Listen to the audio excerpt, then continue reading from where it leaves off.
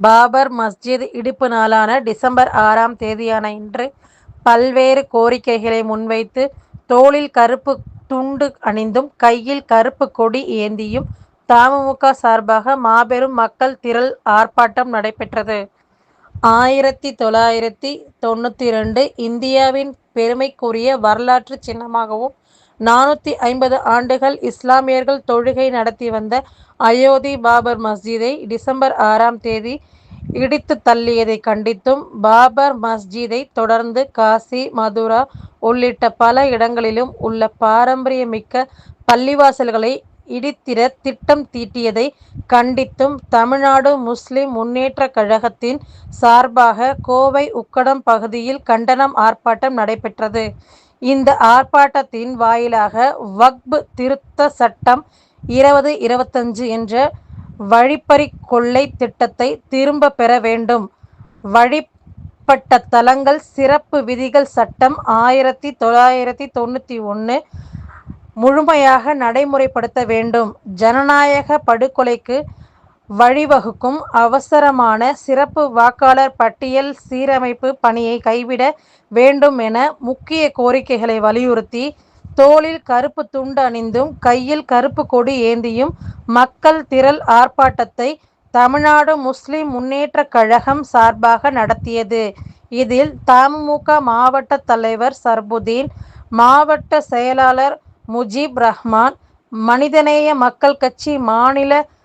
அமைப்பு பழனி பாருக், விடுதலை சிறுத்தை கட்சி மாநில துணை பொதுச் செயலாளர் சுசி கலையரசன், திராவிட தமிழர் கட்சி மாநில தலைவர் வெண்மணி உள்ளிட்ட பலர் கலந்து கொண்டு கண்டன உரையாற்றினர். தொடர்ந்து தமுமுக மாநில செயலாளர் சாதிக்அலி, மாநில செயற்குழு உறுப்பினர் பஷீர், 86வது வார்டு மாமன்ற உறுப்பினர் அகமது கபீர், மாமக மாவட்ட செயலாளர் இப்ராஹிம், தமுமுக மாவட்ட பொருளாளர் சிராஜுதீன், வடக்கு மாவட்ட தலைவர் அப்துல் அகீம், வடக்கு மாவட்ட செயலாளர் அப்பாஸ், தமுமுக மாவட்ட துணைத் தலைவர் டி.எம்.எஸ். அப்பாஸ், தமுமுக மாவட்ட துணை செயலாளர்கள் நூருதீன், பைசல் ரஹ்மான், அசாருதீன் உள்ளிட்ட ஆயிரக்கணக்கான பொதுமக்கள் கலந்து கொண்டனர் என்பது குறிப்பிடத்தக்கது. இந்த நாட்டில் தேசபக்தி என்கிற பெயரிலே மத கலவரத்தை தூண்டி இந்த மண்ணில் மீண்டும் ஒரு கலவரத்திற்கு வித்திட முயற்சிக்கிறார்கள். 10 ஆண்டுகள் இந்த நாட்டை பிடித்திருக்கிற பீடையாக மோடி என்கிற ஒரு அரக்கன் ஆட்சி செய்கிற இந்த நாட்டிலே எந்த வகையிலெல்லாம் இந்த மனித இனத்திற்கு எதிராக ஒரு நாசகர திட்டங்களை கொண்டு வர முடியுமோ அந்த திட்டங்களுக்கெல்லாம் ஒவ்வொரு நாளும்